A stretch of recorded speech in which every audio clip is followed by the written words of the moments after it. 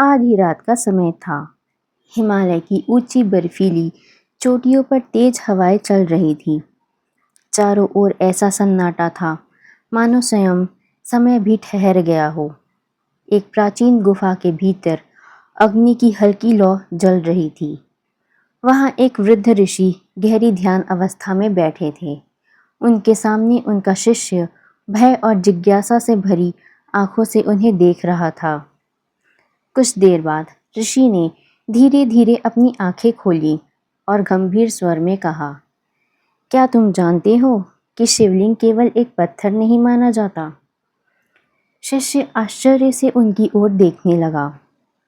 ऋषि बोले, शिवलिंग उस अनंत शक्ति का प्रतीक माना जाता है जिसका ना कोई आरंभ है और ना कोई अंत। कहा जाता है कि स्वयं देवता भी एक समय इस रहस्य को समझ नहीं पाए थे। नमस्कार, आप सभी का हमारे चैनल डिवाइन ट्रिनिटी 108 में स्वागत है। आज की इस रहस्यमय कथा में हम जानेंगे शिव पुराण में बताए गए शिवलिंग के उन रहस्यों के बारे में जिन्हें सुनकर आज भी लोग आश्चर्य में पड़ जाते हैं। प्राचीन समय की बात है। एक बार भगवान ब्रह्म और भगवान विष्णु के बीच यह विवाद उत्पन्न हुआ कि दोनों में सबसे महान कौन है। धीरे धीरे यह विवाद इतना बढ़ गया कि पूरा ब्रह्मांड कांपने लगा। देवता भयभीत हो गए। तभी अचानक पूरे आकाश में एक भयंकर गर्जना हुई और अगले ही क्षण उनके सामने एक विशाल अग्निस्तंभ प्रकट हुआ। वह अग्निस्तंभ इतना विशाल था कि उसका अंत दिखाई नहीं दे रहा था। उसकी ज्वालाएं आकाश से भी ऊपर उठ रही थी और उसकी ऊर्जा से पूरा ब्रह्मांड कांप रहा था। भगवान विष्णु उस स्तंभ का अंत खोजने नीचे की ओर गए, जबकि भगवान ब्रह्मा उसके आरंभ को खोजने ऊपर की ओर निकल पड़े। कहा जाता है कि अनंत समय तक खोजने के बाद भी दोनों उस अग्नि स्तंभ का आदि और अंत नहीं खोज पाए। तभी अचानक उस दिव्य अग्निस्तंभ से ओम की गूंज उठी। पूरा ब्रह्मांड उस ध्वनि से कांप उठा और अगले ही क्षण उस अग्निस्तंभ से स्वयं शिव प्रकट हुए। भगवान शिव ने कहा, यह अग्निस्तंभ मेरे अनंत और निराकार स्वरूप का प्रतीक माना जाता है। दोस्तों, शिव पुराण में इस दिव्य अग्निस्तंभ को प्रथम शिवलिंग माना गया है। कहा जाता है कि इसी कारण शिवलिंग को केवल पूजा की वस्तु नहीं बल्कि सृष्टि और ब्रह्मांडी ऊर्जा का केंद्र माना गया है। लेकिन असली रहस्य अभी शुरू हुआ था, क्योंकि ऋषियों के अनुसार कुछ विशेष शिवलिंगों में आज भी ऐसी दिव्य ऊर्जा महसूस की जाती है जिसे सामान्य मनुष्य समझ नहीं पाता।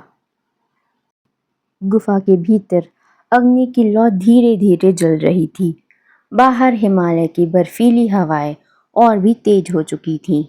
ऋषि की बातें सुनकर उनका शिष्य अब पूरी तरह भय और जिज्ञासा से भर चुका था। उसने धीरे से पूछा, गुरुदेव, अगर शिवलिंग केवल पत्थर नहीं माना जाता तो फिर उसमें ऐसा क्या रहस्य छिपा है? ऋषि हल्का सा मुस्कुराए और फिर गंभीर स्वर में बोले, शिव पुराण में कहा गया है कि शिवलिंग को केवल पूजा का प्रतीक नहीं बल्कि ब्रह्मांडी ऊर्जा का केंद्र माना गया है। इसी कारण प्राचीन ऋषि मुनि हिमालय की गुफाओं और शिव मंदिरों में वर्षों तक ध्यान किया करते थे। तभी गुफा में अचानक तेज हवा चलने लगी। अग्नि की लौ कांप उठी। ऋषि ने आगे कहा, क्या तुम जानते हो, भारत में कुछ ऐसे शिवलिंग भी माने जाते हैं जिन्हें स्वयंभू कहा गया है, अर्थात जिन्हें किसी मनुष्य ने स्थापित नहीं किया बल्कि जो स्वयं प्रकट हुए माने जाते हैं। शिष्य आश्चर्य से सुनता रहा। ऋषि बोले, इन्हीं में कुछ दिव्य ज्योतिर्लिंग भी माने जाते हैं जहां आज भी लाखों भक्त अद्भुत आध्यात्मिक अनुभव होने की बात कहते हैं। उन्होंने हिमालय की ओर इशारा करते हुए कहा, केदारनाथ मंदिर को भगवान शिव की अत्यंत शक्तिशाली तपोभूमि माना जाता है। कहा जाता है कि वहाँ की ऊर्जा सामान्य स्थानों से बिल्कुल अलग महसूस होती है। वही महाकालेश्वर ज्योतिर्लिंग में होने वाली भस्म आरती को भी अत्यंत रहस्यमय माना जाता है। शिष्य अब मंत्रमुग्ध होकर सब सुन रहा था। तभी ऋषि ने धीमे स्वर में कहा, लेकिन शिवलिंग का सबसे बड़ा रहस्य उसकी शक्ति नहीं बल्कि उसका स्वरूप माना जाता है। कहा जाता है कि उसका आकार स्वयं ब्रह्मांड की अनंतता का प्रतीक माना गया है। ना उसका कोई आदि दिखाई देता है और ना कोई अंत। ऋषि ने आगे कहा, इसी कारण कई योगी शिवलिंग के सामने ध्यान करके अपने भीतर की चेतना को जागृत करने का प्रयास करते थे, क्योंकि उनका मानना था कि शिवलिंग के पास बैठकर मन धीरे धीरे शांत होने लगता है। गुफा के बाहर अचानक बादलों की तेज गर्जना हुई और तभी ऋषि ने एक ऐसी बात कही जिसे सुनकर शिष्य का चेहरा भय से भर गया। कुछ प्राचीन कथाओं में यह भी कहा गया है कि विशेष रात्रियों में कुछ शिवधामों की ऊर्जा और भी अधिक प्रबल हो जाती है, विशेषकर महाशिवरात्रि की रात। और इसी कारण उस रात लाखों भक्त पूरी श्रद्धा से भगवान शिव की आराधना करते हैं।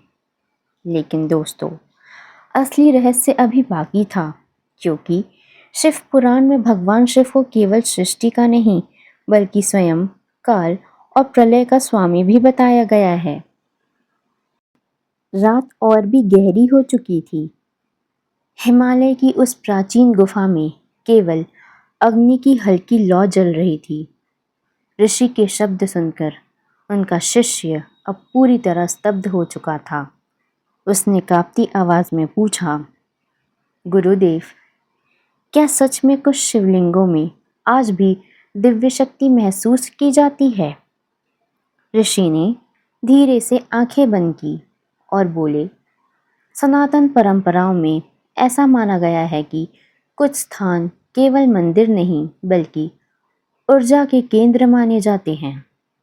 इसी कारण हजारों वर्षों से योगी, तपस्वी और साधक हिमालय की गुफाओं और प्राचीन शिव मंदिरों में साधना करते आए हैं। ऋषि ने आगे कहा, क्या तुमने कभी सोचा है कि आखिर क्यों कुछ शिव मंदिरों के पास पहुंचते ही मन अचानक शांत होने लगता है?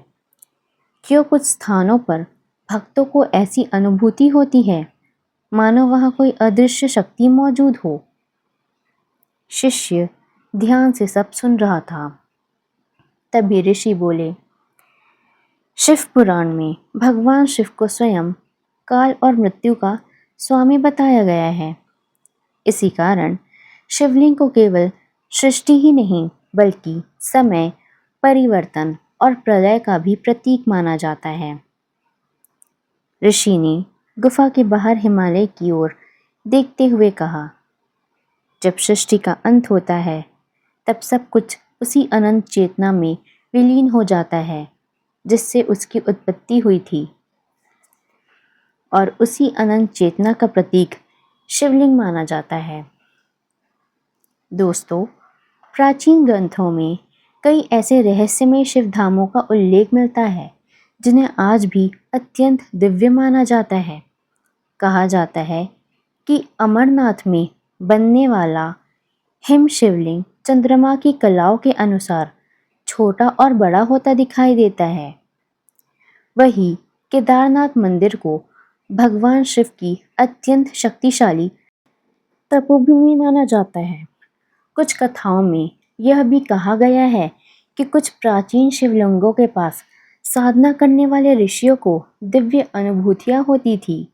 इसी कारण आज भी लाखों भक्त शिवलिंग पर जल अर्पित करते हैं और ओम नमः शिवाय का जाप करते हैं और भगवान शिव की आराधना में लीन हो जाते हैं। ऋषि ने अंत में अपने शिष्य से कहा, याद रखना, शिव को समझना आसान नहीं माना गया, वे निराकार भी हैं और संपूर्ण ब्रह्मांड में व्याप्त भी। और यही कारण है कि हजारों वर्षों बाद भी शिवलिंग का रहस्य आज तक पूरी तरह समझा नहीं जा सका। इतना कहकर ऋषि पुनः ध्यान में लीन हो गए और गुफा के बाहर हिमालय की ठंडी हवाओं के बीच केवल एक ध्वनि गूंज रही थी, ओम नमः शिवाय।